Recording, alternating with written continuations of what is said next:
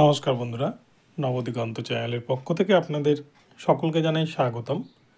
তো বন্ধুরা, এই মুহূর্তে আমি আপনাদেরকে আবারও একটি নতুন ভীষণ গুরুত্বপূর্ণ আপডেট শেয়ার করতে চলেছি।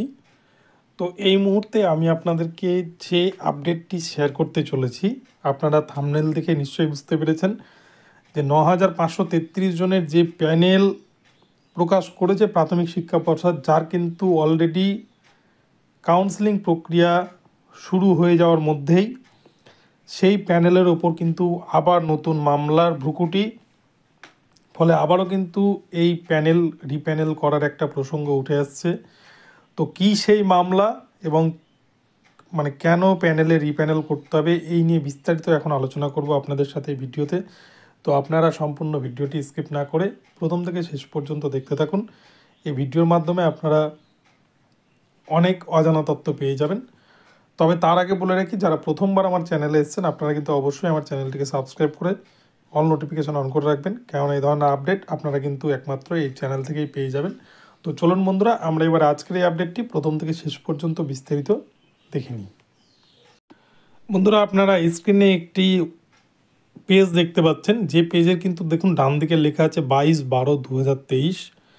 অর্থাৎ এই যে মামলাটির কথা বলছি, এই মামলাটা কিন্তু নতুন করে হচ্ছে না। এই মামলাটা হয়েছে এই যে 2022 ইন্টারভিউর যে রেজাল্ট, অর্থাৎ 9,533-এর যে প্যানেল প্রকাশিত হয়েছে গত 31শে জানুয়ারি 2024 তারিখে, সেই প্যানেলের এনআইওএস একজন ক্যান্ডিডেট, সে এনআইওএস ডিগ্রি দিয়েছিল, তার কিন্তু দুটি ডিগ্রি রয়েছে তার ঝুলিতে, এনআইওএস এবং রেগুলার ডিএলএড। এবং এনআইওএসে নম্বর বেশি থাকার জন্য সে এনআইওএসটিকে সাবমিট করেছিল। এবং যখন সে জানতে পারল যে সুপ্রিম কোর্টের নির্দেশ মোতাবেক প্রাথমিক শিক্ষা পর্ষদ এনআইএস এবং বিএডদেরকে বাদ দিয়ে দিয়েছে সম্পূর্ণরূপে প্যানেল থেকে, শুধুমাত্র রেগুলার ডিএলএডদেরকে নিয়েই এই প্যানেলটিকে প্রকাশ করতে চলেছে, সেই সময় কিন্তু এই ক্যান্ডিডেট ইনি গত 22/12/2023 অর্থাৎ ডিসেম্বর মাসের 22 তারিখে এই মামলাটিকে সাবমিট করেছেন। এবং আপনারা দেখেছেন গত 1 তারিখে কিন্তু একটি মামলা হয়েছিল বিচারপতি রাজাশেখর মান্তার এজলাসে, যাদের বিএড ডিগ্রি ছিল এবং ডিএলএড দুটো ডিগ্রি ছিল, এবং তাদের বিএড সাবমিট করেছিল তারা নম্বর বেশি থাকার কারণে, কিন্তু বিএডকে বাদ দেওয়ায় তারা বঞ্চিত হচ্ছিল, এই মনে করে তারা মামলা দায়ের করেন।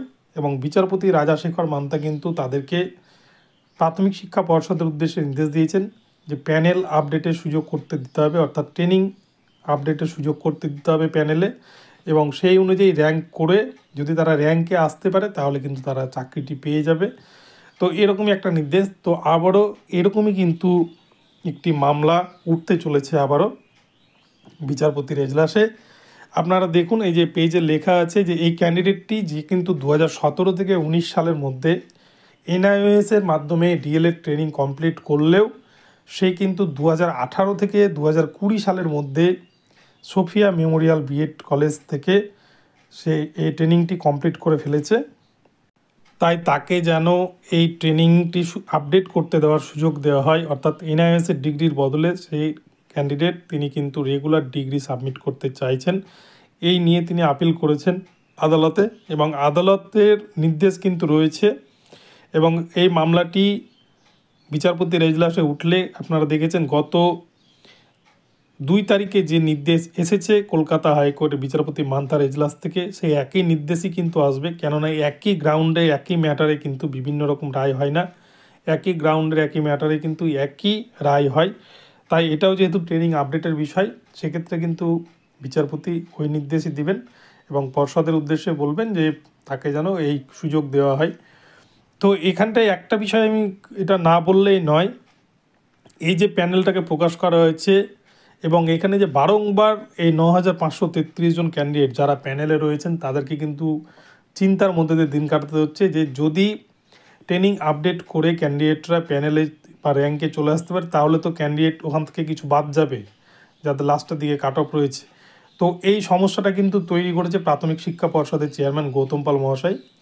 কেননা যখন সুপ্রিম কোর্টে নির্দেশ দিয়েছে এই এনআইএস এবং বিএডকে বাদ দেওয়ার, অবৈধ ঘোষণা করেছে যে ফ্রেশ রিক্রুটমেন্টের আর জায়গা পাবে না, প্রাথমিকের, সেক্ষেত্রে কিন্তু পর্ষদের তরফ থেকে কোনো নোটিফিকেশান জারি করা হয়নি যে বিএড এবং এনআইএসকে বাদ দেওয়া হচ্ছে। তাই যদি কোনো ক্যান্ডিডেটের এই বিএড এবং এনআইএসের পাশাপাশি রেগুলার ডিএলএড ডিগ্রি থাকে তাহলে তাদেরকে সেটা আপডেট করতে দেওয়ার সুযোগ দেওয়া হচ্ছে, বা কোনো নোটিশ এই আকারে কিন্তু বা কোনো গ্রিভেন্স সেল কিন্তু এভাবে চালু করেনি পর্ষদ যে কতজনের এরকম রেগুলার ডিএলএড আছে আমরা প্যানেল প্রকাশ করতে যাচ্ছি। তাহলে তারা এই মুহূর্তে তাদের একটা হিসেব নিয়ে একটা কিন্তু প্যানেলের তাদেরকে আপডেট করতে দেওয়ার সুযোগ করে দিতে পারত পর্ষদ, কিন্তু সেই বিষয়টা পর্ষদ করেনি। পর্ষদ কিন্তু কোনো রকম নোটিফিকেশান জারি না করেই এই প্যানেল দিয়ে দিয়েছে, যার ফলে কিন্তু প্রাথমিক শিক্ষা পর্ষদকে বারংবার সমস্যায় পড়তে হচ্ছে এবং আগামীতেও কিন্তু এই সমস্যায় হয়তো পড়তে হতে পারে প্রাথমিক শিক্ষা পর্ষদকে। এবং সবথেকে বড় কথা, বিএড এবং এনআইএসকে যে তারা বাদ দিয়ে শুধুমাত্র রেগুলার ডিএলএডকে নিয়ে এই প্যানেলটি তৈরি করছে, এই সংক্রান্ত কোনো কিন্তু নোটিফিকেশান তাদের ওয়েবসাইটেও জারি করেনি। ফলে এই নিয়ে কিন্তু একটা ক্ষোভ চাকরি প্রার্থীদের মধ্যে রয়েছে। তো দেখা যাক, এই মামলাটাও কিন্তু উঠতে চলেছে এবং এ প্রসঙ্গে বিচারপতি কী নির্দেশ দেন। তবে রায় কিন্তু একই হবে। ফলে প্রাথমিক শিক্ষা পর্ষদকে হয়তো আবার রিপ্যানেল করে কিছু ক্যান্ডিডেটকে ইনক্লুড এবং নট ইনক্লুডের বিষয়টি কিন্তু করতেই হবে। তো দেখা যাক, সেটা রায়ের উপর ডিপেন্ড করবে। তো বন্ধুরা, এখন আপনাদের সাথে এই আপডেটটি আমি শেয়ার করলাম। আপনাদের আপডেটটি কেমন লাগলো আপনারা অবশ্যই কমেন্ট বক্সে জানাবেন। তো ভিডিওটি ভালো লাগলে চ্যানেলটিকে সাবস্ক্রাইব করে দেবেন এবং ভিডিওতে লাইক শেয়ার কমেন্ট করতে কিন্তু ভুলবেন না। আর এই ধরনের আপডেট প্রতিনিয়ত পাওয়ার জন্য আপনারা কিন্তু চ্যানেলে নজর রাখতে থাকুন, আপনারা প্রতি মুহূর্তে নতুন নতুন আপডেট পেয়ে যাবেন। তো ধন্যবাদ। পরবর্তী আপডেট নিয়ে আবার আসছি আপনাদের জন্য, চ্যানেলে নজর রাখবেন।